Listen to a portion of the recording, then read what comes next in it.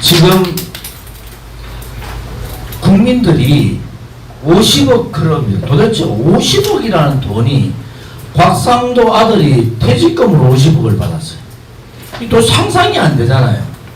그럼 이 50억 그룹이라는 얘기는 여러분들 이미 다 알고 계시는데, 이 김만배 대장동 사건의 주범 김만배, 정영학 회계 책임자 정영학, 이 녹취록에서 김만배가 50억 클럽 이름을 발표를 해요. 녹취록에.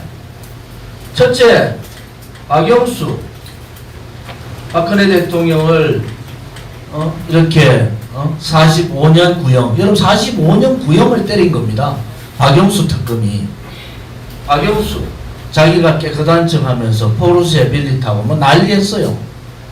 자기 딸 치워가고, 그 다음에 자기 친척이 분양권 받아가지고 또 엄청난 상상할 수 없는 돈을 챙겨 먹은 거다. 박영수.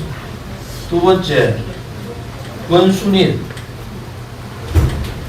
권순일은 김만배가 권순일이 대법관일 때, 권순일이는 대법원에 이발하러 간다 하면서 맨날 이발하러 갔다는데, 이 권순일이 누구입니까? 마지막에 대법원에서 이재명의 판결을 뒤집어버린 주심판사가 권순일입니다. 그래서 재판 거래 의혹이라고 그러죠. 재판 거래 의혹. 그 다음에 세 번째가 곽상도. 곽상도는 여러분 잘 아시잖아요. 아들 문제. 네 번째가 김수남. 다섯 번째가 박근혜 대통령 감옥 보낸 검찰총장 최재경.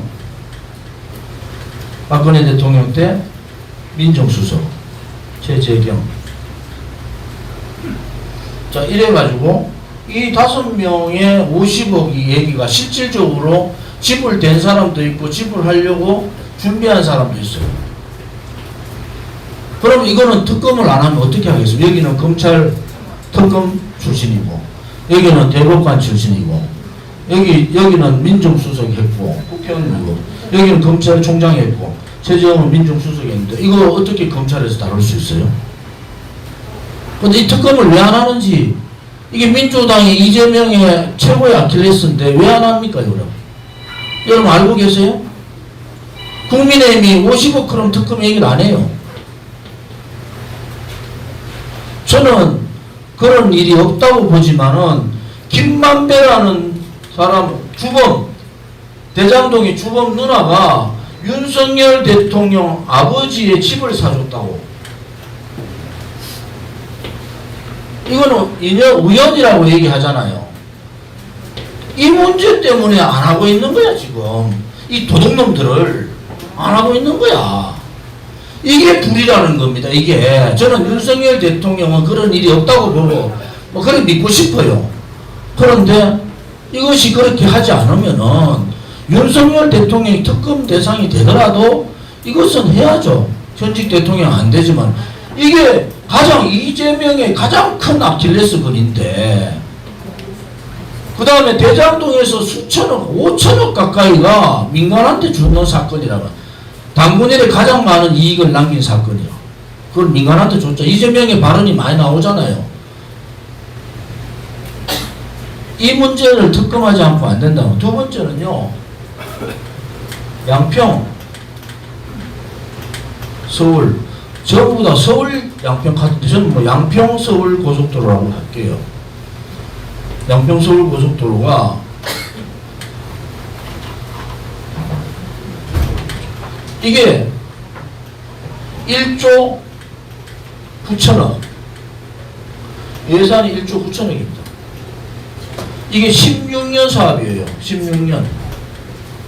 6년 국책사업으로 6년 준비를 해가지고 예비 타당성 조사를 마쳐서, 예비 타당성 조사가 아마 제가 국회의원 할 때 3천억 이상 되면 예타를 해야 되게 돼 있거든요. 3천억 이상 되면은 1조 9천억이니까 국책사업으로 예비 타당성이 끝났어요. 사업이 끝난 거지. 이제 공사하고 이제 설계하고 들어가면 되는데 요 양평 전임 군수가 민주당 출신 요 전임 군수가 요 자기 땅에 있는 요 원래 원안이 있어요. 자기 땅하고 관련된 원안을 딱 이렇게 하다가 양평 국민들이 난리가 났어. 양평 IC가 있어야 되는데 그래야지 양평이 무슨 혜택을 볼 거 아니냐. 요거를 요렇게 변경안을 만들었어. 요 시점이 문재인 정권 때 한 거예요.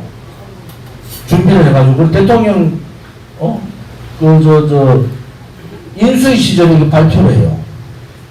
그런데 여기에는 민주당 출신 정군수의 땅이 있고 원안에는 여기는 김건희 여사 여기는 그 외가죠. 외가 땅이 여기 있는 거야.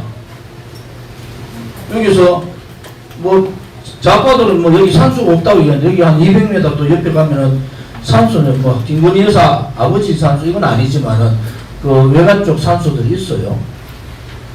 자, 저는 뭐 이런 김건희 여사 땅에 대해서는 별로 관심 없어요. 좌파들 그래서 제가 관심 없어요.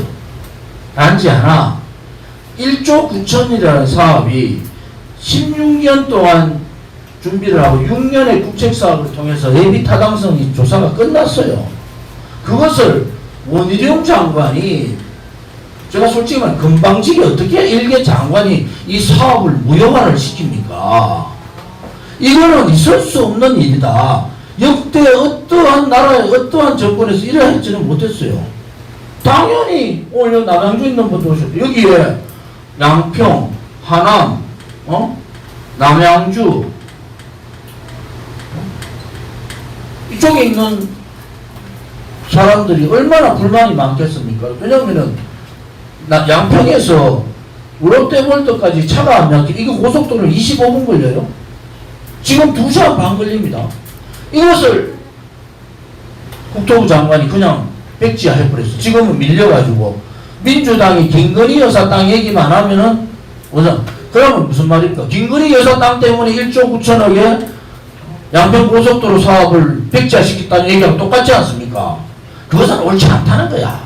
보수 정권이라 얘기하더라도 옳지 않은 건 옳지 않은 거잖아요.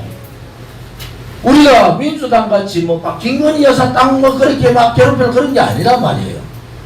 국토부 장관의 이번 행동은 굉장히 무거워야 되고 이 1조 9천억에 해당되는 국민이 200만 이상이 됩니다. 200만 이상. 이거를 국토부 장관 마음대로 그냥 무효화 시켜버렸습니다. 무효화하겠다. 이런 얘기들은 기본적으로 자세가 안 돼 있다. 그러려면은 국정조사를 통해서 시시비비를 가려라. 이거 안 가리면요 총선 때까지 이 김건희 여사 땅 가지고 좌파들은 있는 거짓말, 없는 거짓말, 있는 뭐 진짜도 뭐 이거 가지고 엄청나게 떠들 겁니다.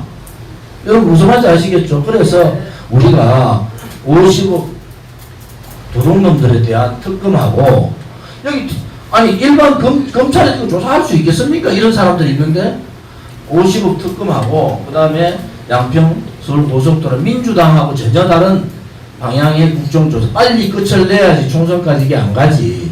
이거 가면은 총선에 가서 보수 우파 국민은 폭망한다. 이게 계속 시비 걸 거 아닙니까? 그래서 뭐 국민의힘이 잘 되라고 하는 게 아니에요.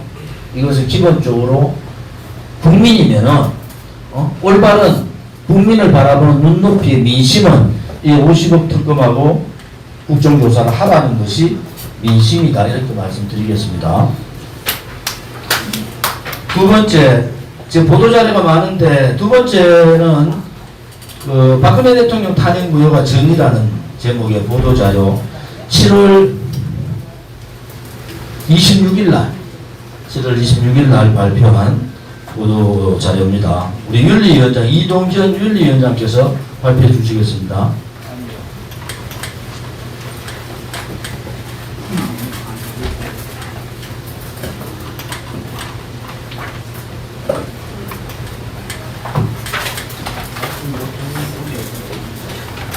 반갑습니다.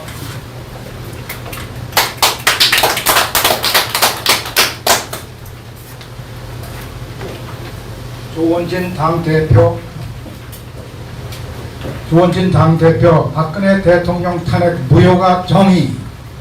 우리 공화당 26일 울산시당 당원 교육 실시. 깨끗한 정치는 박근혜 대통령 정신.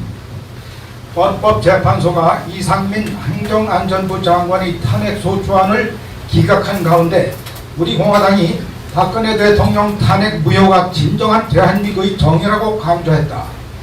우리 공화당 조원진 당대표는 26일 수요일 보도자료를 내고 이상민 행정안전부 장관이 탄핵 소추가 기각되었는데 박근혜 대통령의 불법 탄핵이야말로 무효다 면서 돈 한 푼 받지 않은 깨끗한 정치를 솔선수범하신 박근혜 대통령을 온갖 가짜 뉴스로 마녀 사냥하고 선동한 불법 탄핵은 반드시 무효이며 이것이 바로 대한민국의 정의가 살아난 길이라고 강조했다. 조원진 당대표는 이어 역대 대통령 중 박근혜 대통령은 가장 깨끗한 대통령이며 개혁적인 대통령으로 국민 행복을 위해 애쓰셨다면서 이제 많은 국민께서 그 당시 가짜뉴스에 대해 안타까워하고 탄핵이 잘못됨을 알고 계시다. 깨끗한 정치는 박근혜 대통령의 정신이다. 이제라도 박근혜 대통령 명예회복을 이루어지도록 힘을 모아야 한다고 강조했다. 또한 조원진 당대표는 지금 윤석열 정권에는 불법 탄핵에 가담한 배신 세력들이 너무 많다. 이들이 대한민국의 정의를 위해 일한다는 것은 불가능하다면서 우리 공화당이 대한민국의 정의를 살리고 상식이 통한 깨끗한 정치를 반드시 실현하겠다고 말했다. 한편 우리 공화당 조원진 대표는 25일 화요일 부산시당 당원 교육에 이어 26일 수요일에는 울산시당에서 다가오는 총선 승리를 위한 당 조직 강화 및 홍보 방안에 대한 울산시당 당원 교육을 실시했다. 이상입니다. 감사합니다. 여러분, 이상민 행정안전부 장관이 왜 탄핵 소추를 받은 건 아시죠? 네. 이태원 참사로 인해서 탄핵 소추를 받았습니다. 이상민 장관은 탄핵 소추를 받고 167일 만에 탄핵이 기각됐습니다. 행정부 장관이. 박근혜 대통령은 2016년 12월 8일 날 탄핵 소추가 됐어요. 국회에서. 그리고 2017년 3월 10일 날 탄핵이라는 말을 겁을 내고 파면한다는 입장으로 탄핵 같은 행위를 해버렸어요. 90일 걸렸습니다.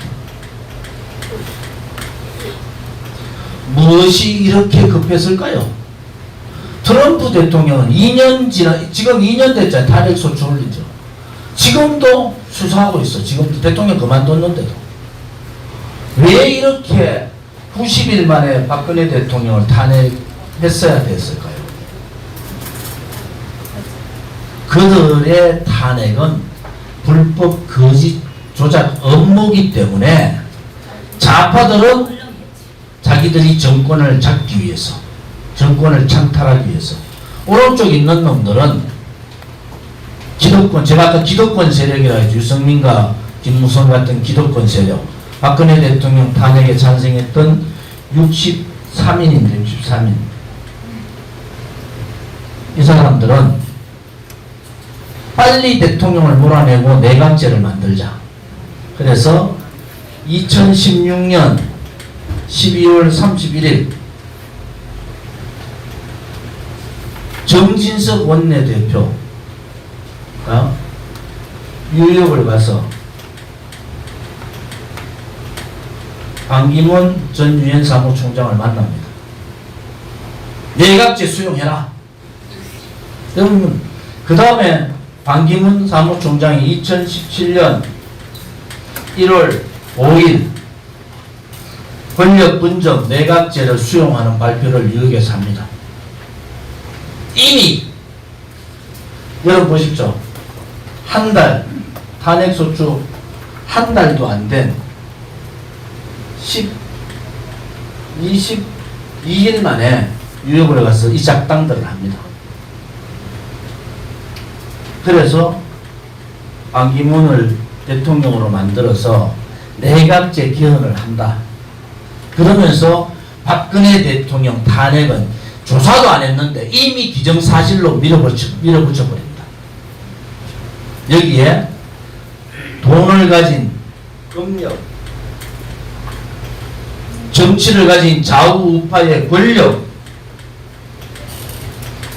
좌파 언론뿐만이 아니라 조중동 우파 언론까지 언론,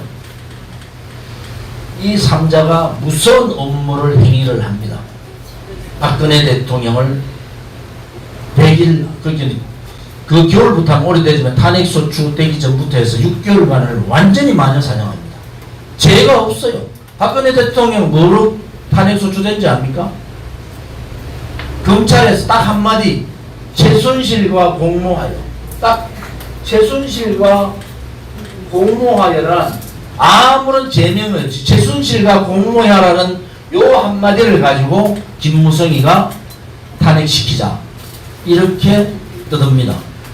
여러분, 우리가 왜 박근혜 대통령의 탄핵 무효를 외치는가? 여러분 보십시오. 2017년 12월 8일 몇 가지 사건이 터집니다. 제가 조원진이라는 사람이 국회의원 중에 유일하게 탄핵소추 반대 발표 신청을 합니다. 유일하게 저 혼자. 정세균 국회의장이, 이게 역사예요. 정세균 국회의장이 반대 토론을 막아버려요. 대통령을 탄핵하는데 국회에서 반대 토론을 못하게 막아버립니다. 나쁜 놈들입니다. 그래가 제가 반대 토론도 못하고, 그때 선진화법이 왜 그때 모르는 사람들은 전부 다 가서 노무현 때 같이 때려 부수가자. 선진화법 때문에요. 그래 하면 전부 다 감옥 갑니다. 선진화법이 그래 돼 있어요. 선진화법 누가 만들었어요? 누가? 황우여 대표하고 누굽니까? 저 부산에 김세현 얘들이 주동해가지고 만든 거예요. 이 사람들이. 그래가지고 꼼짝 못하고 반대 토론을 못하고 그냥 막 억울해가지고 있는 거예요. 그 다음 12월 8일날 본회의장이 국회 로텐더리, 이게 본회의장이에요. 여기에서 제가 탄핵 1년 되는 날 여기에서 고함지를 전 너가 역적들이라고, 저 악마의 소굴이라고 고함지는 자리가 여기입니다. 2016년 12월 8일날 여기에 제2 본회의장이 있고 제2회의장에서 새누리당 의총합니다. 그냥 넘어가려고 그래요. 정진석 원내대표가. 아무도 박근혜 대통령 탄핵에 대해서 한마디 안 합니다. 유일하게 제 혼자 단상에 올라갔어요. 제가 유승민, 김무성 아치는 뭐라 했는지 아십니까? 여러분들이 탄핵 표결, 의결하면은 정권 좌파들한테 넘어가고 나라 망한다. 당신들 다 책임져라. 그리고 저 성명서를 읽어요. 일말에 하나. 그래도 명색의 국회의원인데 설마 박근혜 대통령을 탄핵시키겠느냐. 그 일말 하나에 가지고 제가 마지막이래요. 그때 좌파들이 뭡니까? 우리가 박근혜 탄핵 안 하면은 국회 쳐들어오고 바깥에 횃불 돌고 난리 났어요. 그때 국회 쳐들어오고 광화문에 100만 200만 모아가지고 청와대 쳐들어간다. 그때 제가 그 얘기해요. 탄핵 소추에 승복하자. 그것은 박근혜 대통령이 탄핵 안 될 수도 있잖아요. 바깥에 놈들은 몇백만을 대비하고 있고 국회를 에워싸고 촛불을 들고 횃불을 들고 에워싸고 있지. 청와대 난입하겠다고 난리지. 그걸 했는데 저보고 그거에 승복하자고 하고 이 쓰레기 같은 것들 지금 욕을 하고 있어요. 욕을 할 놈들은 박근혜 대통령 탄핵 반대 의견을 한 번도 제출 안 하고 대통령 국회에서 반대 의견 하나도 제출 안 한 놈. 마지막 그쪽 30분 남겨놓고 마지막 어총에서 입 닫고 전부 다 굴종한 놈들을 욕을 해야지. 반대하겠다고 국회 본회의장에서 과음 지르고 의총에서 유일하게 저 혼자 나가가지고 대통령 탄핵하면 나라 망한다고 당신들 책임져라고 책임져야 되잖아요. 나라 망했잖아요. 문재인 때가 나라 망했었잖아요. 그나마 하나님이 보호하사 그나마 좌파 정권 연장이 안 돼서 다행이지. 또 하나는 아까 얘기했던 최재경 민정수석이 전화가 왔어요. 저한테. 이정현한테도 했겠지. 제가 그때 실세라고 실세. 저한테 전화 와서 조채부인님 대통령 뜻인데 특검 받아가시랍니다. 내가 못한 거야. 당신들 미쳤나? 전화 끊었어. 또 전화 왔어. 그게 아니고 야당 특검까지 받아라는 거야. 그 당신 책임져야지. 그러면 대통령한테 내가 정무 쪽 있잖아. 정무 쪽 통해가지고 확인을 했다. 확인.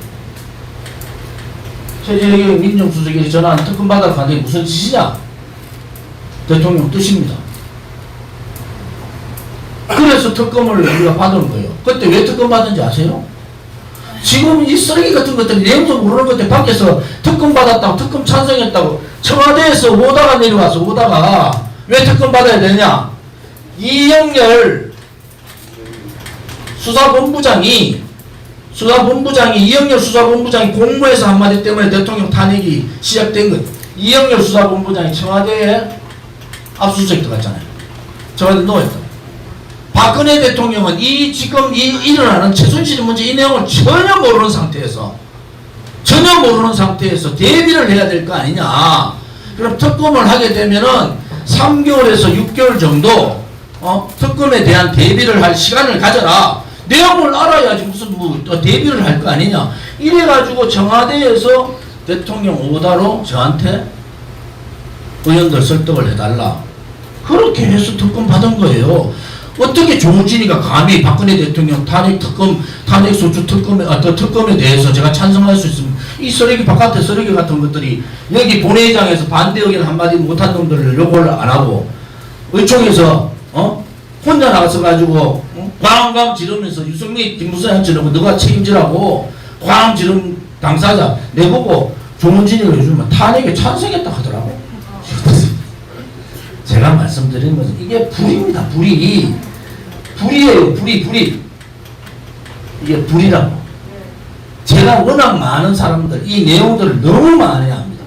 그때 배신한 놈들이 어떤 식으로 배신했고 친박들이 어떤 행동을 했고 다 알잖아요.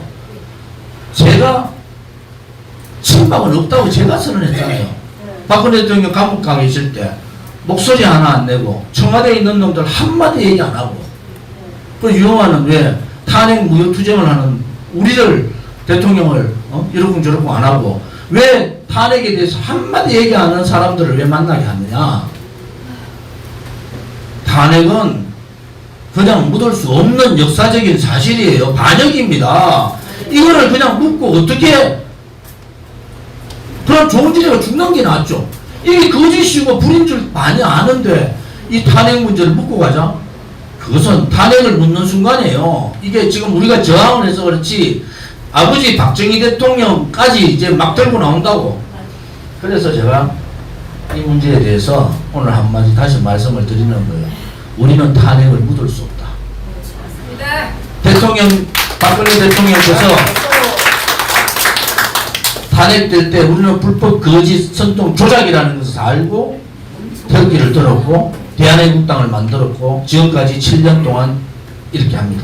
그런데 그 세월이 흐르면서 대한민국의 우파의 역사, 우파의 정치인들이 다 썩었구나.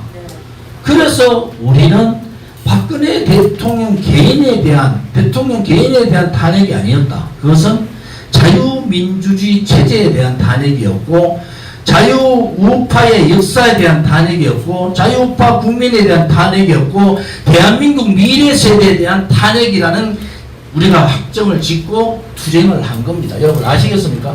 그냥 막 투쟁을 한 게 아니에요.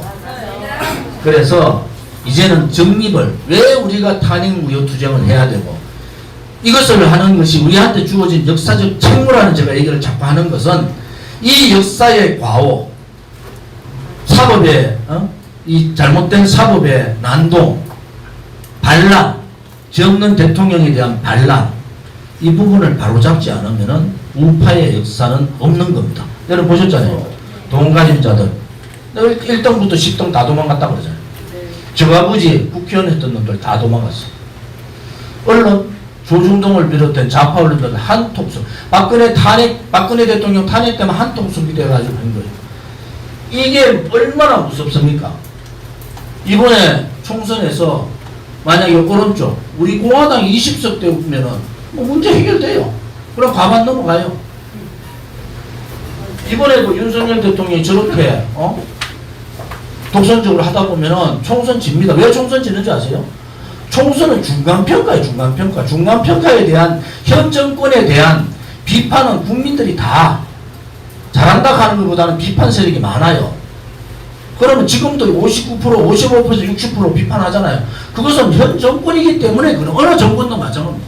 그게 중간선거, 중간평가. 내년 2024년에 있는 총선은 불리한 상황에서 보수 정당이 불리한 상황에서 선거를 치르는 거예요. 그런데 윤석열 정부가 우리 공화당이 운 좋게 20석 얻고 국민의힘이 130석 얻었어. 바뀌는 게 있습니까? 문제 우리가 좌파들하고 싸우겠어. 윤석열 정권이 또 억울하게 탄핵하면 그것도 좌파들하고 싸울 거고 또 국민의힘이 지금같이 무책임하고 바보같이 놀면은 경종을 울리고 우리 당원들, 우리 국회의원들이 나서서 법안도 서민을 위한 법안 내고 현장을 다니면서 우리가 6년, 7년 투쟁한 경험들이 있고 우리 당원들이 그 국회의원이 되는 젊은 친구들 우리 당을 대표한 사람들한테 예의주시할 거 아닙니까? 올바른 정치의 길을 가잖아요. 국회가 바뀌는 거예요. 보수 집권당, 보수가 바뀌면은 좌파들이 안 바뀔 수 없는 운동권 퇴조 현상이 일어납니다. 그래서 이번 21회 4월 24일 총선에서 국민의힘 무능하고 무책임한 국민의힘의 경제 세력 우리 보고 일당 달라는 게 아니에요. 국민의힘 찍어줘라. 지역구도 찍고 다 찍어서 주는데 비례대표는 우리 공화당한테 좀 찍어라. 우리 공화당한테. 그래야지 놀고 먹는 국민의힘 대통령을 배신한 불의의 세력하고 올바른 오른쪽의 정의의 세력 진실한 국민의 편에 서 있는 세력이 국회를 바꾸고 정치를 바꾸고 정당을 바꾸고 정치인들을 바꾼다. 이것이 선거혁명이라고 해서 이것이 이제 선거혁명까지 들어간 거예요. 이 박근혜 대통령의 탄핵 무효가 정의라는 얘기에서부터 선거혁명까지 들어간 겁니다. 여러분 아시겠죠? 그죠? 네. 세 번째 우리 6.25 전쟁은 자유 대한민국 승리의 전쟁이다. 이 보도자료가 7월 27일 날 정전협정 70주년 되는 정전협정날 나가는 보도자료거든요. 이거는 상당부의 당협위원장이신 유건진 당협위원장님께서 발표해 주시겠습니다.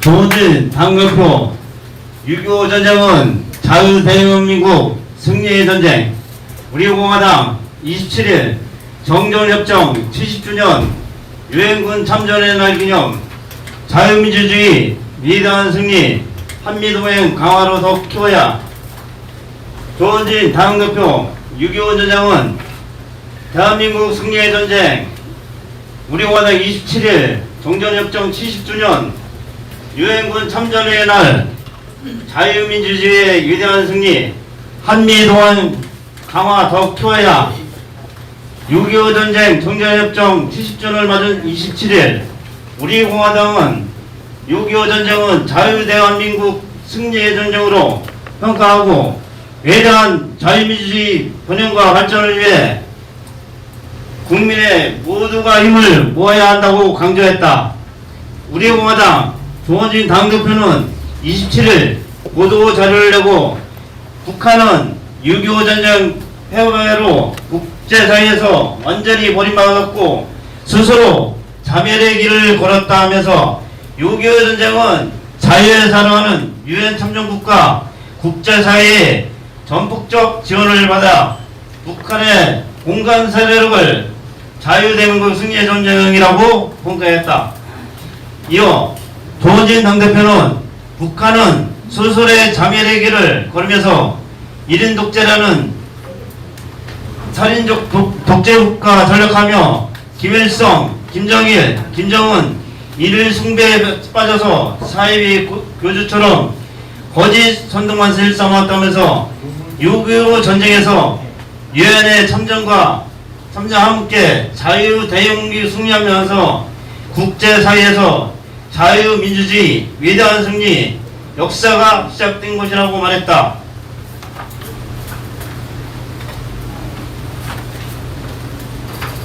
또한 조원진 당대표는 한미동맹 70주년을 대해 대한민국의 위대한 발전은 굳건한 한미동맹을 기반으로 시작된 것으로 그 어떠한 북한의 위협에도 단호하게 맞서 싸웠다면서 앞으로 더 강력한 한미동맹으로 자유민주주의 위대한 승리에 이어가야 한다고 강조했다. 예, 감사합니다. 고맙습니다.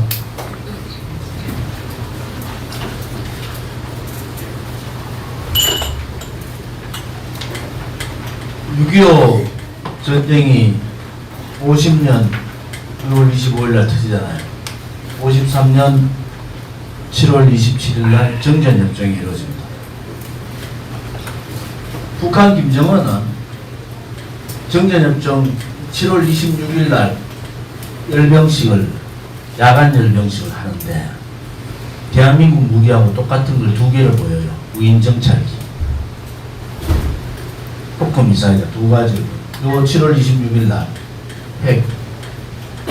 핵을 머리에 이고는 살 수 없다는 박근혜 대통령의 말씀이 있었는데 핵무장 거의 완성을 선언해버립니다. 김대중 대통령은 북한은 절대 핵까지지 않는다고 얘기를 하고 햇빛 정책을 썼어요. 노무현 대통령은 내가 북한을 대변하고 있다. 해외에 나가서 북한이 핵가진다고 해서 무슨 우리한테 큰 피해가 있느냐 이렇게 얘기했어요. 문재인 대통령은 뭐라 했습니까? 평화쇼를 하면서 종전선언을 한다고 떠들고 다녔어요. 거짓 평화쇼를 5년간 했어요. 이 사이에 북한은 핵을 완성했습니다. 북한 핵은 이미 경량화가 되어 있고 100개 가까이가 있다. 이것이 국제 전문가들의 얘기예요. 북한은 핵을 완성했는데 그 다음 단계는 뭐겠어요? 이제 한국하고 얘기 안 하겠다. 통미, 미국하고만 얘기하겠다. 이게 문재인 정권 때 얘기였어요. 한국을 고립시키고 미국하고 핵 보유국을 얻어내면서 군축 테이블로 가겠다는 것이 북한의 생각입니다. 그건 뭐냐? 군축으로 가면은 북한은 이미 핵 보유국이지만은 국제적으로 IAEA에 의해서 이 핵 보유국 인정을 안 하잖아. 미국도 서방국가 안 한다고 지금. 그러니까 우리는 CVRD 끝까지 핵폐기 전략을 가져가야 된다는 것이 우리 공화당의 생각이고, 핵폐기 없는 남북 대화는 허구에 불과하다. 북한의 핵을 인정해야 하는 상황이 오는 겁니다. 지금 북한 북한 핵을 인정하는 상황이 오면은 그 역적들이 누구예요? 핵을 절대 만들지 않았다는 민주당 정권, 노무현, 문재인 핵 보유 시간을 벌어준 이 사람들의 책임론을 물어야 되는 거예요. 무슨 말인지 아시겠습니까? 이제 핵 보유국이 되면은 대한민국은 아무리 경제가 5위 국가가 된다 하더라도 핵을 가진 북한하고는 게임이 안 됩니다. 게임이 안 돼. 여러분들이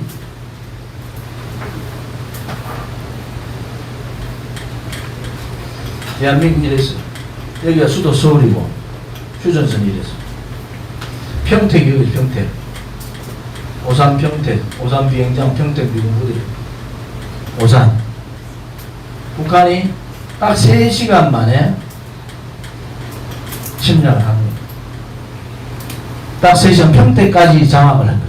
그래서 소위 대한민국의 중심인 수도권을 완전히 장악한 거예요. 이쪽 크게 신경 안 써요. 딱 여기만 딱 장악. 어떻게 합니까? 핵을 가지고 부산, 대구, 그 다음 일본의 동경, 미국의 괌, 미국 본토에다가 핵을 딱 갖다 댑니다. 핵을 딱 갖다 댑니다.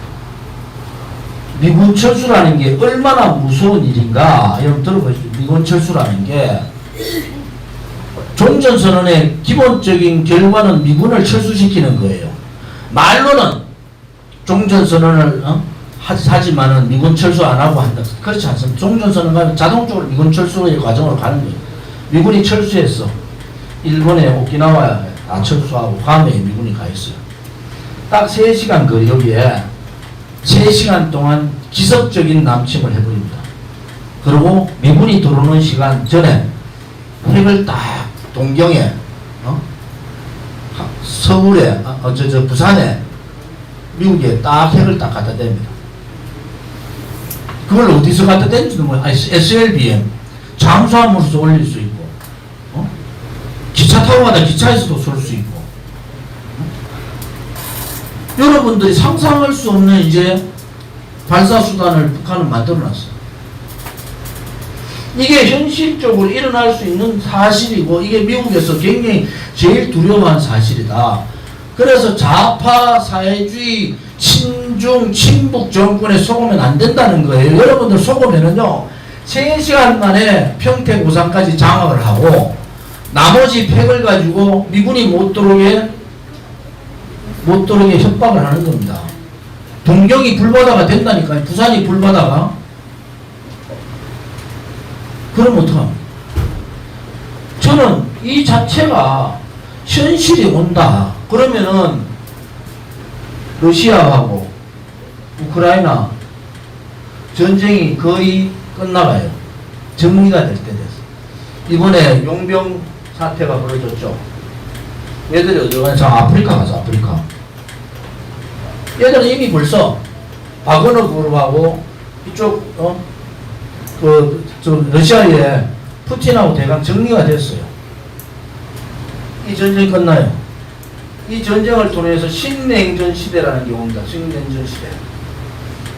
신냉전 시대에는 그전에는 미국이 중국을 개방시켜가지고 중국의 민주화를 이끌고 그런데 중국이 G2 굴기를 해가지고 미국을 잡아먹으려고 하니까 반도체부터 다 쳐버린 거예요. 한국은 반도체 겁이 나니까 중국에다가 300조 투자합니다. 미국에. IRA 반도체 보호법을 가지고 미국이 압박을 엄청 넣었죠. 미국 자국 산업의 인플레이션 감축법안을 만들어 가지고 금리를 계속 올려. 달러 찍어내는 미국이 금리 계속 올려요. 제가 담보대출 아니고 주택 신용대출을 받았는데 4.6% 이자를 냈어요. 그 전에 지금 7.1% 냅니다. 7.1%네요. 제가 이럴 때인데 우리 중산층이나 서민들은 집 가지고 있는 거지 서민들이 다 생기고 있는 거예요. 이자를 못 내잖아요. 이자를. 윤석열 정권은 뭘 해야 되느냐? 포스트 팬데믹. 코로나가 끝나면은 서민들이 죽었는 문재인이가 우리가 위드 코로나 하자고 1년 지나가지고 코로나 풀었어요. 우리는 이미 유럽에 하는 거 보니까 백신 만들어 이거 빨리 풀어야 된다. 중산층이나 서민 여도 자영업자 많잖아요. 자영업자 서민들 목이 가닥가닥. 1년 전에 풀었으면은 80% 그래도 살아남았는데 1년 후에 푸는 바람에 나머지 남아있던 50%도 다 죽어버렸어. 남대문 시장에 요즘 돌아다니는 유행어가 존지가 올랐다는 거예요. 위드 코로나. 그 당시에 우리가 위드 코로나 하락했더니 무슨 말인가 했는데 우리 당원 한 분이 있어. 거기에 도매 크게 하는 분이. 그분하고 몇 사람이 남대문 다니면서 봐라. 우리 남대문 시장 살리면서 존지가 그때 1년 전에 문재인 풀기 전에 1년 전에 풀으라고 그만큼 떠들고 다닐 때 우리 가만히 있었잖아. 그때 모든 중소상인들이 자영업자 들고 일하고 위드 코로나 하자고 풀어달라고 난리 했으면은 그나마 덜 죽은 겁니다. 다시 넘어가서 이 전쟁 끝나면은 이미 신냉전 시대는 벌어진 거예요. 북한은 이번 열병식을 통해서 러시아, 중국하고 손을 꽉 잡았어.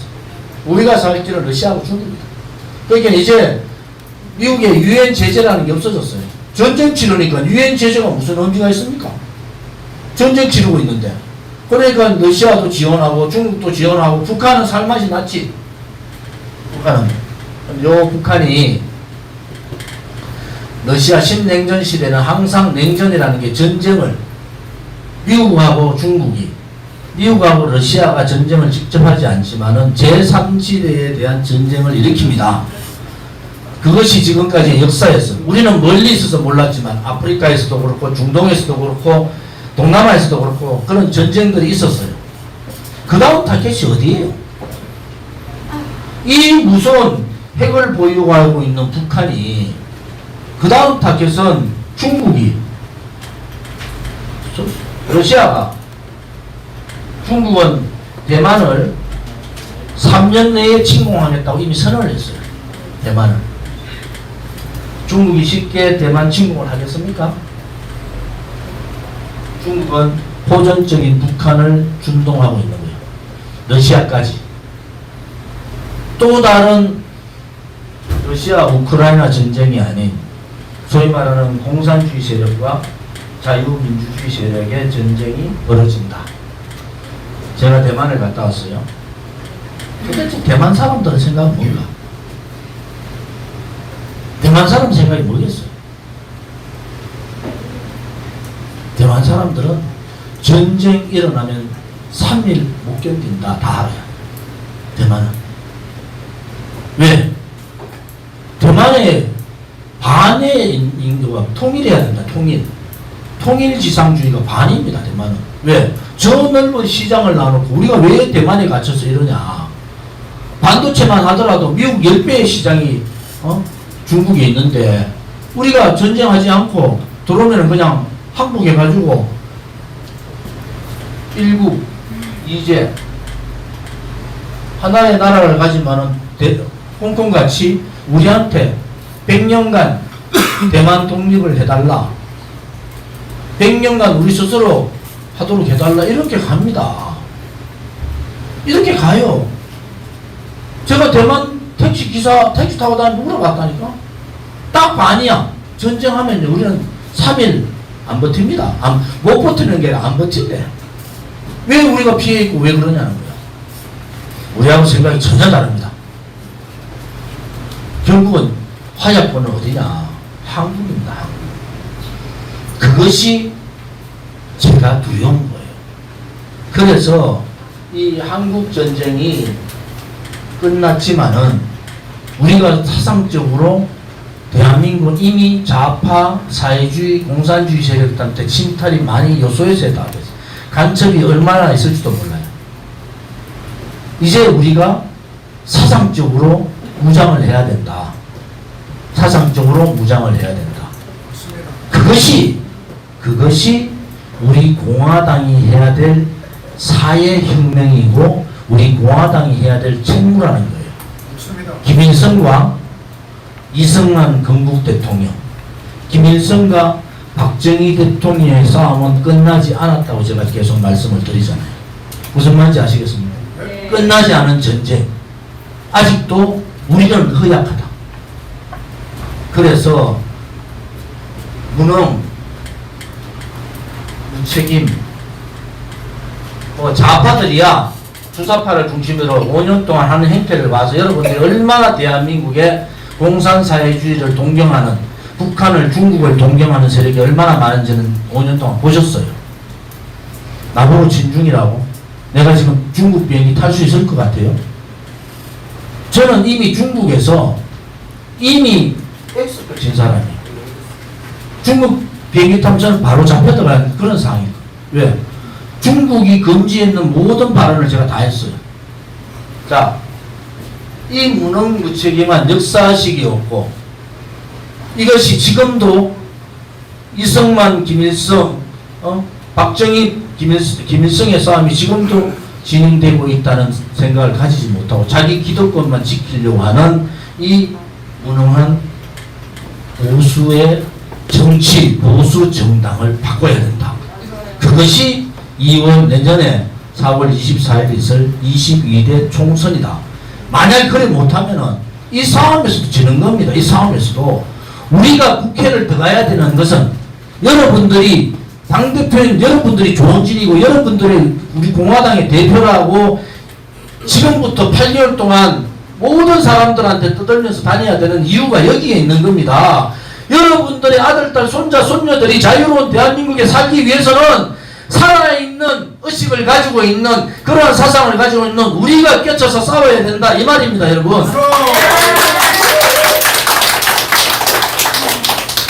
우리 김국선 여성위원장님 연설 엄청 잘하십니다. 시장에 가서 연설하는 거 보면은 설득력이 엄청 세십니다. 오늘 우리 교원대 이기석 교수님 참석해 주셔서 고맙습니다. 제가 오늘 보도자료 내용을 아침에 일어나서 만들었어요. 김원경이라는 사람이 저기 계신데요. 그래서 동명이인인데 우리 공화당의 김원경 여성위원장은 애국자, 저기 민주당 김연경 혁신위원장은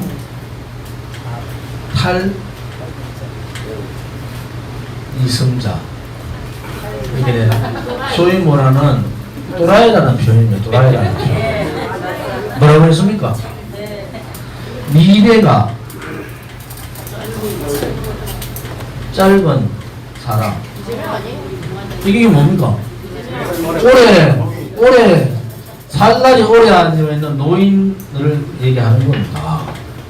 살 날 아직 얼마 남지 않은 사람들한테 왜 젊은 미래가 많은 젊은 사람들하고 똑같이 한 표를 같이 주냐? 한 표를 왜 같이 주냐는 얘들은 도대체 이 사회주의에 몰두되어 있는 이 좌파들은 의식이 정동영 맨날 모르겠어요. 투표장 가지 마라. 70 넘은 사람들 투표장 가지 마. 60 넘은 사람이라. 유시민은 뭐라고 했어? 유시민은 아니 60 넘으면 내가 이제 내가 잘 안 움직인다는 거야. 그래서 정동영이는 투표하러 가는 게 아니고 집에서 그냥 누구 가만히 누워 있어야지. 유시민이 60 넘었잖아. 유시민이 내하고 나이 같은데. 그럼 아무것도 안 하고 입 닥치고 있어야지. 왜 얘들이 여러분들 왜 얘들이 그런 얘기를 할까? 왜 그럴까요? 첫째, 이분법 편가릅니다. 젊은 건 우리,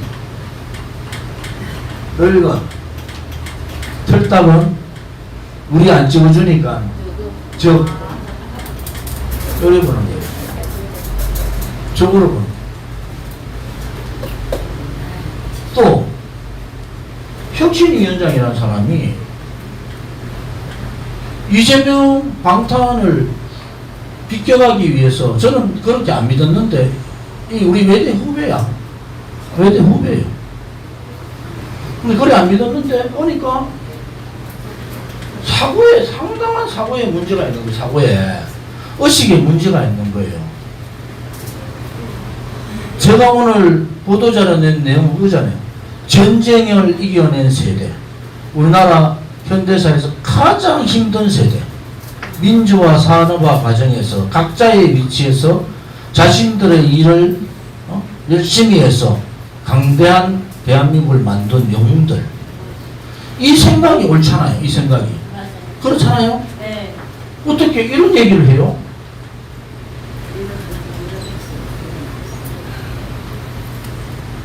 무슨 혁신이 되겠습니까? 혁신은 개혁, 혁명. 그 중에서 제일 힘든 게 뭘까요? 개혁, 혁신이 힘듭니다. 혁명보다. 개혁, 혁신. 오랜 시간 동안 기존의 관습을 깨고 해야 되기 때문에 이게 힘든 거예요. 혁명은 성공하면은 영웅되지만 실패하면은 역적이 되죠. 근데 이건 그래 오래 가지 않아요. 단시간 내에 해야 되는 혁신이나 개혁은 혁신, 이 가죽끈을 매듯이 해야 된다는, 가죽끈을 이렇게 끌듯이. 그래서 이 혁신위원장으로서의 자격이 끝났다. 지도도 안 했지만은. 그래서 민주당을 지지했던 어르신 여러분 버리시고 우리 공화당으로 오시기를 바랍니다. 감사합니다.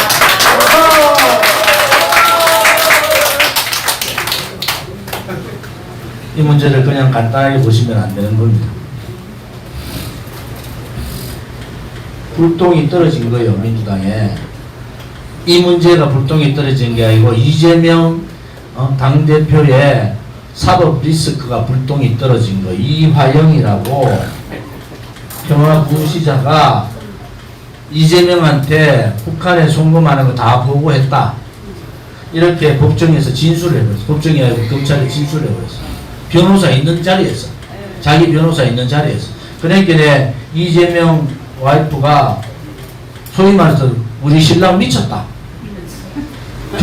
검찰에 과거에 정기 고문 당한 듯이 경찰의 압박, 회유 이런 데서 소위 말해서 그래가지고 자기가 변호사를 해임해버려요. 법정에서 뭐 어때 돼? 이화영이가 나 변호사 해임한 적 없다 이랬대. 그러니까 이 부인이 법정 안에서 막 난리 친 거야. 우리 저 사람 이상해졌다. 이 사건이에요. 이러다 되면 어떻게 되느냐? 8월 16일이 8월 임시국회가 시작돼요. 저는 8월 말 사이에 구속영장 청구를 체포 동의안을 국회에 낼 것 같아요. 검찰이. 왜 16일 전에 안 미치다고 하겠습니까? 내놓고 민주당 너끼리 싸우라고 검찰이 내는 거죠. 여기서 민주당이 머리 아픈 거야. 왜? 이재명은 불체포 특권에 대한 특권을 내려놓겠다고 했어. 영장 실질 심사를 받으러 가겠다. 영장 실질 심사를 받으러 가면은 이재명으로 봐서는 그 실질 심사에서 영장이 되면 감옥 가잖아요. 그래서 이재명 8월 퇴진론이라는 게 나와요. 그런데 영장 기각되면은 이제 윤석열 정부로 봐서는 머리 아픈 일이 되는 거예요. 영장이라는 게 이렇잖아요. 첫째, 박근혜 대통령은 전혀 그런 증거인멸에 도주, 그 다음에 뭐 이런 조건이 있어야 돼요. 예? 이 조건이 안 되면 영장을, 이 조건이 충족 안 하면 영장 기각되는 거예요. 지금 사태가 이런 사태예요. 그러니까 발동에 불이 떨어지니까 김원경도 지금 정신이 없는 거예요. 뭐 개혁하려고 했더만은 지금 감옥 갈 수도 있다. 이재명이가 영장 청구되면은 바로 구속될 수도 있다. 뭐 이런 복잡한 속내가 복잡한 속내가 민주당에 있는 겁니다. 그렇다 하더라도 이런 비이성적 발언을 한다는 것은 도대체 이해가 안 가잖아요, 도대체. 그래서 여러분들이 아까 말씀드렸잖아요. 민주당 지지하는 연세 드신 분들한테 너 미쳤냐? 우리 그리고 이제 투표권 안 주겠다 하는 게 민주당인데, 그러지 말고 이제 우리 공화당 찍어라. 너가 국민의힘 싫어하잖아.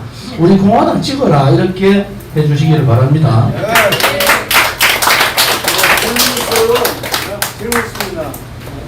조금 이따가요. 요거 한번 열어보실래요? 이거 좀 찍어주세요. 여기 보면은 이거 하나 붙여. 제가 마무리를 하고 우리 그 김은현 박사가 짧게 말씀해 주시고 이거 하나 붙이지. 앞으로 좀 켜놓을래?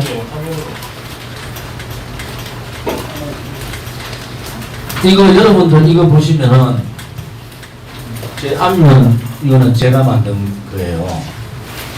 여기 우리 정책위원회에서 김원현 박사님부터 정책위원들이 8대 분야 60대 공약을 만든 것 이렇게 말씀드리고요. 아까 제가 우리를 태극기 부대라고 얘기하고 우리는 태극기 혁명이라고 좀 더 키울래요?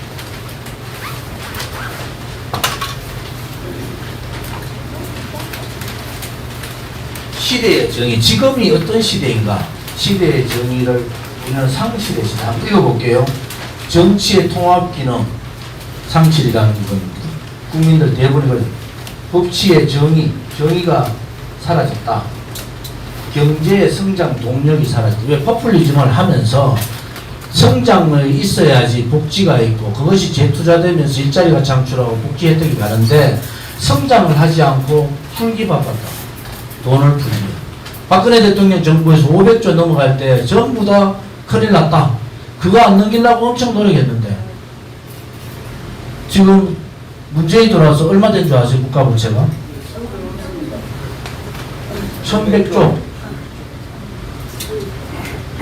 500조 지금까지 6대 정권의 모든 국가부채보다 문재인 5년 동안의 국가부채가 더 많습니다. 팬데믹을 한다 하더라도 그들의 포퓰리즘 정책, 소득주도 성장을 위한 포퓰리즘 정책을 통해서 미래의 곳간, 미래 세대의 곳간의 문을 열어버린 거예요. 이거 심각합니다. 그렇다 해가지고 대한민국이 성장이 잘 됐느냐? 그것도 아니잖아요. 그렇긴 여기 보면은 성장 동력이 상실했다. 복지, 돈을 많이 벌어야지 투자를 하고 일자리를 만들어내고 그 돈을 잉여금을 가지고 복지에 넣는 겁니다. 이것은 먼저 퍼주자는 거 아닐까? 먼저 퍼주. 최저임금 인상 계속 지속적으로 올려가지고 이제는 2명이 있던 종업원 1명 내보내고 둘 다 내보내고 이제는 1인 자영업자들이 많아졌다. 그게 그만큼 일자리가 확 줄어버린 거예요. 돈을 600조를 썼으면 일자리를 늘리든지 성장을 올리든지 성장도 안 올리고 일자리도 몰라주고 소득주도 성장 돈을 풀어가지고 그 돈을 가지고 일자리를 만들겠다. 소위 남미에서도 시험하다가 실패한 정책을 이 새빨간 새끼들이 들고 나와가지고 5년간 나라 경제를 이렇게 완전히 무너뜨렸습니다. 그 다음에 문화의 다양성 이거 아시죠? 좌파들이 장악한 드라마, 좌파들이 장악한 연예계, 공연 다양성을 잊어버렸어요. 좌파 일세.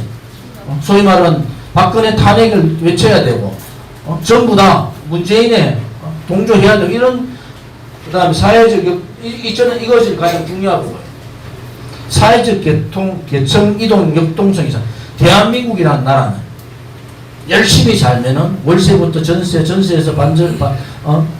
집 사는 데까지 보통 15년, 20년을 걸려가 집을 가지고 자기들이 열심히 해서 자본주의 국가에서 가장 모범적인 행태를 했어요. 물론 비리그 부인분이 있어서 문제가 있었지만 그런데 젊은이들이 내가 계층을 뛰어넘어서 내가 이제는 서민이 아니라 중산층 잘 사는 부자가 되겠다는 그러한 의식을 버려버렸어요. 문재인의 부동산 문제를 계기로 부동산 값이 10배 뛰어.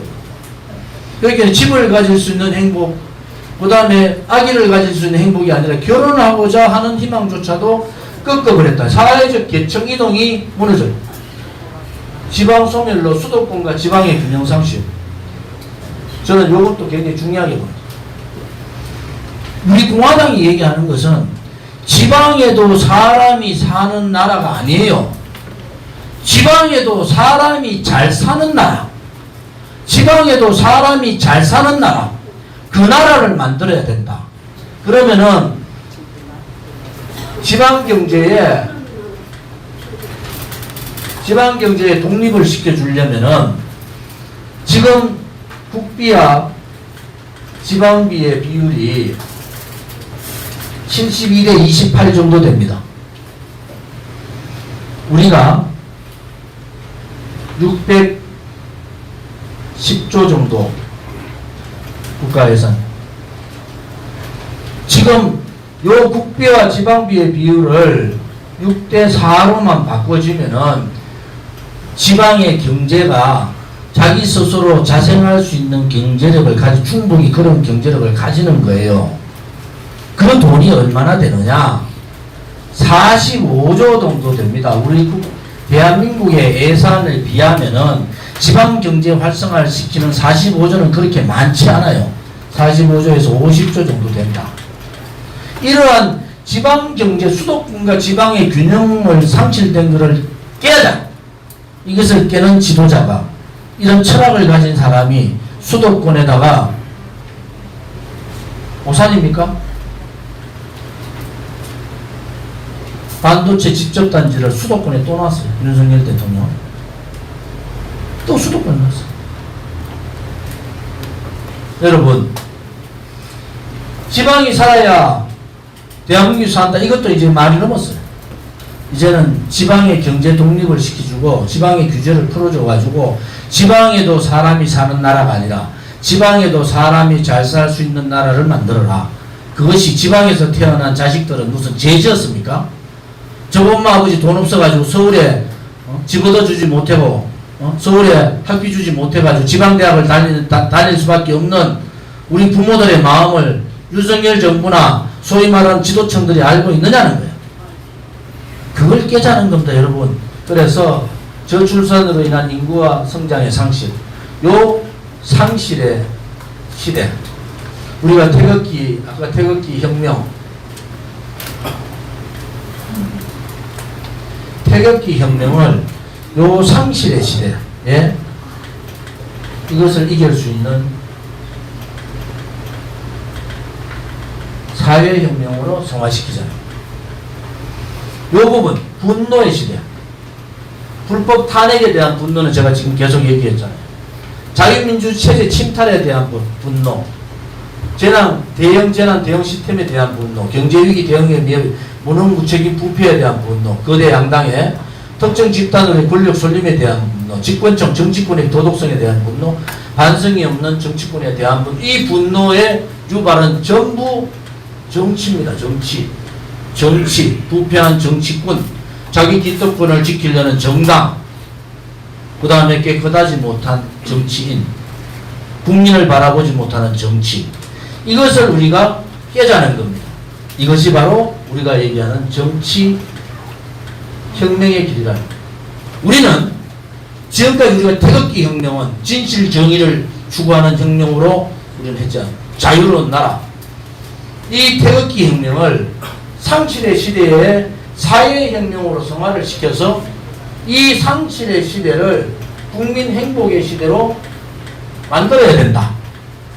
그 다음에 정치혁명을 통해서 깨끗한 정치, 국민을 바라보는 정치, 정치개혁, 정당개혁, 정치개혁, 정치인개혁을 통해서 국민을 바라보는 국민 눈높이에 서민을 위한 그러한 정치혁명을 이루자.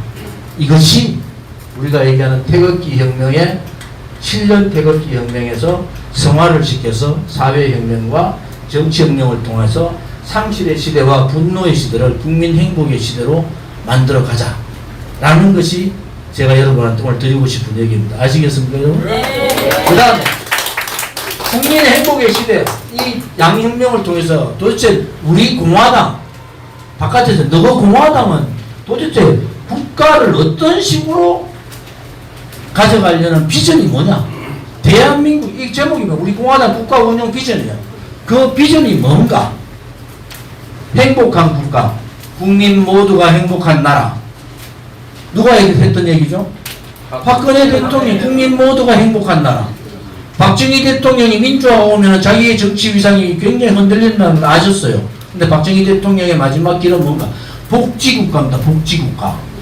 박정희 대통령은 경제개발하고 먹고 사는 삶을 하고 민주화가 당연히 오고 자기가 위험하다고 알지만은 우리 대한민국이 가야 될 길은 복지국가의 길이다. 이것을 이미 아신 거예요. 보십시오. 이 양대 혁명을 통해서 양대 사회개혁이라고 하고 정치개혁이라고 하도 봅시다.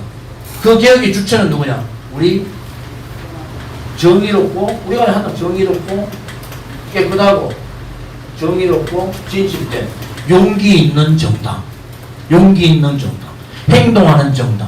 우리 공화당이 이 주축을 돼야 된다. 그러면 우리 공화당은 이 양대 사회혁명과 정치혁명을 통해서 어떠한 나라?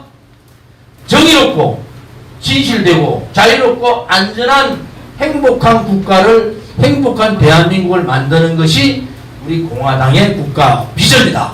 이렇게 말씀드리는 겁니다, 여러분. 이제 이 한 장의 종이가 무엇을 의미하는지 여러분 아시겠죠? 그 다음 보시오. 국가 목표는 뭔가? 비전이 있으면은 우리가 국가 정권을 잡으면은 국가 목표가 뭔가? 정권 잡는 얘기 잠깐 드릴까요? 우리가 이번에 국회의원 열석을 뭐 비례대표를 하든 지역구를 통하든 보내면은 이제 국회 개혁이 일어납니다. 그 다음에 3년 후에 대통령 선거예요.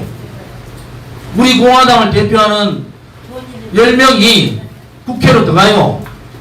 그 다음 대통령 선거는 우리가 정권을 잡는 겁니다. 여러분, 우리가 정당 개혁을 하고 국회 개혁을 낸 건 우리가 이 전체 대한민국의 중심에 서는 겁니다. 그러니까 국민의힘이 두려워하는 거예요. 저 조원진 저거 국회에 있을 때도 우리를 그렇게 일 안 한다고 뭐라 가두면 바깥에 야 50만 대군을 그때도 막 100만 대군 이번에 예를 들어서 총선에서 10명 5명에서 10명 더 갔죠. 젊은 사람들이 다 우리 공안에 줄 섭니다. 여러분 그게 정치예요. 그러면 50만이 아니라 100만이 돼. 100만 대군을 이끌고 있는 우리 공화당이 국민의힘에 그때는 국민의힘 우리한테 제발 우리하고 같이 좀 해주시죠. 우리는 행동하는 사람이 없어요. 우리도 정치개혁, 정당개혁, 국회개혁에 한 목소리에 좀 서게 해달라고. 그때는 당당하게 우리 공화당이 좀 생각해보자. 여러분 아시죠? 그게 정치입니다.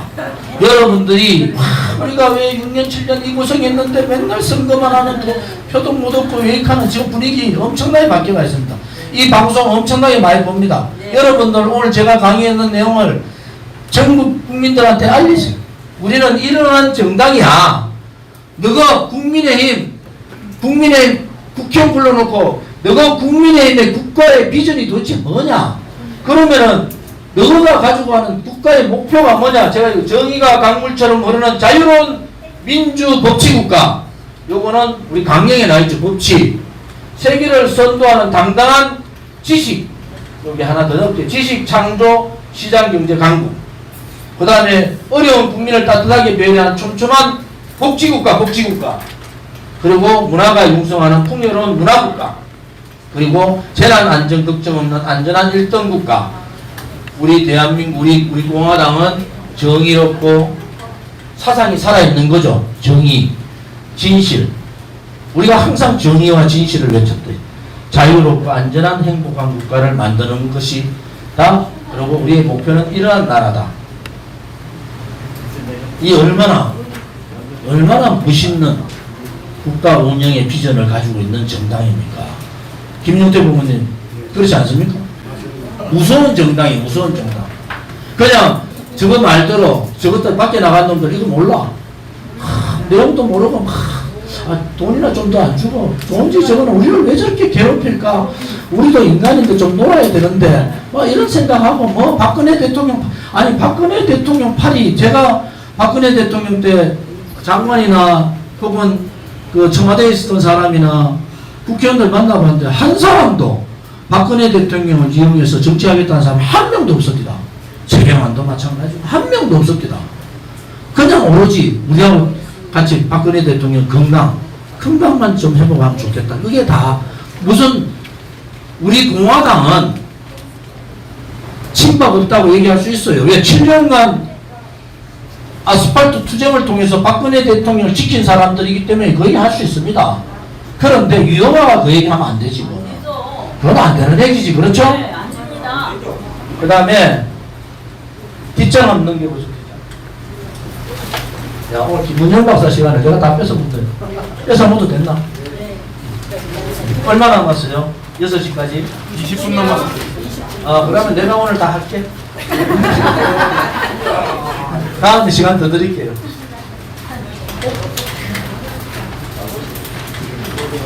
여러분 뒷장 한번 보실래요? 뒷장 한번 보실래요? 중요한 건 요즘 특히 충북에 폭우가 쏟아져서 여러분들이 많이 생기죠. 여기 한번 보십시오. 우리 좀 키울래요?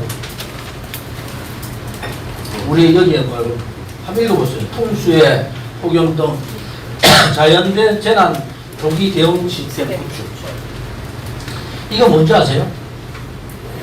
경찰서에 가면은 레드 코드라는 게 있어요. 어린아이가 납치를 당하면은 경찰서 레드 코드를 때려요. 제가 강조한 게 그거예요. 레드 코드가 119에 뜨든 경찰에 뜨든 행정부서에서 뜨면은 혹은 이번에 건강인가요? 건강 통제소에서 제 통제소에 뜨면은 공유하는 거예요. 공유. 모든 해당 시, 해당 군, 해당 구, 그 다음에 경찰서, 소방, 이게 레드 코드가 동시에 뜨는 겁니다. 동시에. 그 관할 지역의 파출소까지 관할 지역, 예를 들어서 오송에 납치 사건이 있었다. 예를 들어서. 그러면은 그 지역의 파출소까지 레드 지역이 지시에 의해서 뜨면은 사람이 실수할 수 있어요. 기계적으로 뜨는 겁니다. 기계적으로. 만약 이번에 오선 지하도 참사가 이러한 기본적인 풍수의 폭염 재난 조기 대응 시스템이 갖춰 있었으면은 이런 문제가 안 생기는 겁니다. 그 다음에 재난 대응 매뉴얼, 대형 재난 책임자에 대한 처벌 강화와 재난 대응 매뉴얼을 개발해라. 대응 기후가 이미 아열대를 넘어서 열대화로 가고 있을 때 특징은 뭐냐? 폭우, 집중적인 지역 폭우. 저쪽에 옛날에 월남전 갔다 온 사람들, 베트남전 갔다 온데 스콜이라 스콜. 갑자기 뭐 비가 폭우같이 쏟아진다. 그러한 대책. 생산품만, 과일만 자꾸 위로 올라간 게 아니고 이제는 언제라도 비가 한 지역에 1000mm가 이틀 동안에 내릴 수도 있다라는 그러한 대책. 이게 태풍이 지나가는 태풍이 아니고 태풍이 머무는 태풍도 있을 수 있는 거예요. 태풍이 지나가지 않고 태풍이요 계속 비만 내리는 태풍 있잖아요. 머물면서 지난번에 그런 경우 그런 태풍이 올 수도 있다는 거예요. 태평양에 그 수증기를 꽉 껴안고 와가지고 한반도에 어느 지역에 머물면서 일주일 내내 비가 내릴 수도 있다. 그런데 이 좌파들이 무슨 짓들을 해놓은 겁니까? 4대강 사업을 안 하고 물꼬를 안 만들어서 이건 터질 때 엄청 많이 터졌습니다. 이걸 해체한다고 난리를 했어요. 이거 다 반역행위입니다. 반역행위. 탈원전 한다고 원전 스톱시켜가지고 얼마 손에 그거 다 반역행위예요. 그걸 놓고는 북한에다가 원전 짓겠다고 그렇게 떠들고 다니면 되겠습니까? 그래서 여러분들 요즘 교육 문제 있잖아요. 교육 문제. 여기 보세요. 6번 민노총 해체, 그 다음에 5번에 정교조 해체, 교사의 정치활동 금지, 주옥과 같은 지금 공약입니다. 우리 김문현 박사한테 박수 한번 해주세요. 여기에 요즘 일어나고 있는 2번 공교육 강화와 학생 인권 조례 및 혁신학교 폐지입니다. 폐지. 학생 인권 조례 및 혁신학교 폐지는 우리는 이미 2년 전에 2년 전에 이거를 들고 나온 겁니다. 이걸 이제 와가지고 보수 정당이 이제 와가지고 배워가지고 학생 겁이 나가지고 민노총 해체 얘기는 못해. 박근혜 대통령이 얼마나 대단한 분인지 아세요? 민주노총을 무력화시키고 정교조를 법의 노조 만들어버렸잖아요. 맞습니다. 그러니까 민주노총이나 정교조가 박근혜 대통령 적으로 본 거예요. 그러니까 광화문에 촛불 들고 돈 자금 다 대주면서 다 나온 겁니다, 여러분. 이 지금 학생 인권 조례 폐지라는 얘기가 이제 이조 장관은 제 고등학교 1년 후배예요. 이조 장관 얘기가 하고 있어요. 우리는 이미 2년 전에 이 얘기를 2년 전에 학생 인권 조례 폐지해라. 교사들 정치에 개입하지 마라. 너가 무덤 다 파버렸다. 너가 학생 인권 조례 주장한 놈이 누구예요? 정교조 출신 좌파들 아닙니까? 그 사람들 아니에요. 그 사람들이 지금 와서 자기 교권 인권이 무너졌다고 떠들고 있어요. 자기 무덤을 팠잖아요. 그래서 좀 배워라. 배워. 좀 한번 넘겨볼래 위로. 뭐 이게 안보 외교 안보 보면은 우리가 익히 알고 있는 박근혜 대통령의 탄핵 무효 명예투쟁, 그죠? 여러분 여기에 보면은 이미 우리가 2년 전에 만들어 놓은 공약을 이제 국민의힘이 가져와서 써요. 여기 경제문제 기초연금 50만원 하위 50%. 하위라는 게 뭡니까? 이거 약자 이쪽으로 옮겨줄래요? 여러분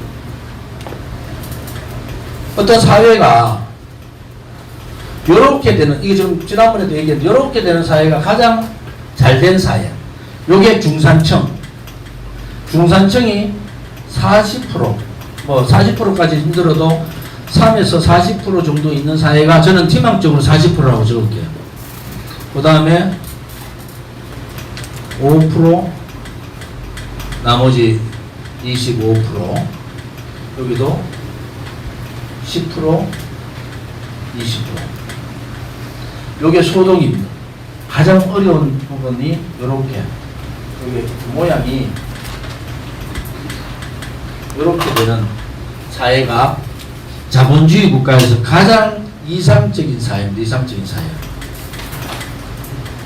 여러분, 잘 사는 사람. 요 5%는 세금만 열심히 받고 불법 탈세하는 거 막으면 돼요. 가만히 놔둬도 됩니다. 이 사람들한테 문재인 같이 돈 줄 필요 없어요. 요 25%는 국가가 긍정적인 투자, 이 기업이나 이 개인이 가게가 긍정적인 투자와 저축을 할 수 있는 분위기를 만들어주는 겁니다. 이는 요 40%, 중산층 40%, 요 세력이 경제적인 중산층이면서 요 세력이 정치적 중산층, 제가 말하는 자유와 진실과 정의와 비판을 자유롭게 할 수 있는 정치적 중산층, 경제적 중산층을 정치적 중산층으로 만드는 것이 사회혁명이고 정치혁명이다. 근데 그 다음에 여기에 제일 밑에 가장 어려운 10%는 국가가 돈으로서 정책적으로 적극적인 개입을 해야 됩니다. 나머지 제가 아까 성장 동력의 상실이라는 거죠. 요 세력, 요 30%가 올라가서 중산층으로 갈 수 있는 길을, 사다리를 열어줘야 되는 게 국가가 해야 될 책무예요. 이 경제적 하위 계층, 이 사람들이 중산층, 나도 열심히 공부하면, 나도 직장생활 잘하면 집도 구하고 결혼도 하고 잘 살 수 있다는 희망을 주고, 요 사람들을 요 중산층으로 끌어올려야 될 의무가 국가한테 있는 겁니다. 이것이 우리 공화당이 가져가는 길이잖아요. 그래서 우리는 뭐라고요? 우리는 건전한 정치적 준상층을 중심으로 있지만은 우리가 지향하는, 우리가 같이 가고 우리가 도와줘야 될 층은 서민정당. 우리는 서민정당, 서민을 위한 정당이다. 말로만 떠드는 서민정당이 아니라 실질적으로 서민들과 함께 고통과 아픔을 같이 할 수 있는 정당. 그 서민들이 중산층으로 올라가서 올바른 건전한 비판을 하고 거대 권력 기득권 세력에 저항을 하고 또 포퓰리즘 사회주의 세력에 저항할 수 있는 이 세력을 만들어가는 것이 우리 공화당이 가고자 하는 길이다 이겁니다. 여러분 아시겠습니까? 네. 그래서 그 길은 코로나 팬데믹을 통해서 이 밑에 있는 20%의 중산층이 무너져 버렸습니다. 이제 20%밖에 없어요. 위에 빈익빈 부익부 돈 가진 30%는 잘 삽니다. 코로나고 뭐고 잘 살아요. 나머지 우리가 믿었던 중산층이 20% 비판 세력들이 무너져 버렸어요. 20% 어디 갔어요? 밑에 서민으로 추락해 버렸어요. 얼마나 중대하냐. 내가 윤석열 정부한테 얘기하는 거예요. 뭐 민주당 믿고 싸워. 그런데 민생 경제에 올인해라. 이 사회 구조가 바뀌어버렸다. 이 팬데믹이 5년 좌파 사회주의, 좌파 문재인 좌파 독재 정권 때문에 대한민국의 사회 구조가 바뀌어버렸는데 이 심각한 사항을 문재인 정권은 왜 모르느냐. 그래서 이 붕괴된 중산층을 다시 복원을 시켜야 되는 모든 정책과 경제정책, 사회정책, 규제철폐 그리고 세금 부분까지 모든 것을 하라는 겁니다. 그래야지 올라간 중산층이 복귀를 하는 거예요. 우리 공화당은 이러한 자유롭고 진실되고 정의롭고 비판을 가지지만은 바른 소리 할 수 있는 이 중산층, 경제적인 중산층을 복원하면서 가치의 중산층, 이념의 중산층도 같이 복원해 나가자. 앞으로 우리 공화당이 지향해야 될 중요한 부분이 이 부분에 있다. 여러분 아시겠습니까? 이 부분에 있다. 그렇기 우리는 어려운 국민과 함께 대한민국 국민을 존경하고 그러지는 어려움 가지지 못한 분들, 권력에 소외된 분들, 기득권에 저항하지 못하는 억울한 사람들의 기득권을 보장하는 그러한 정당으로서의 위치를 가져갔으면 좋겠다 라는 생각을 하면서 저의 오늘 강의를 마치겠습니다.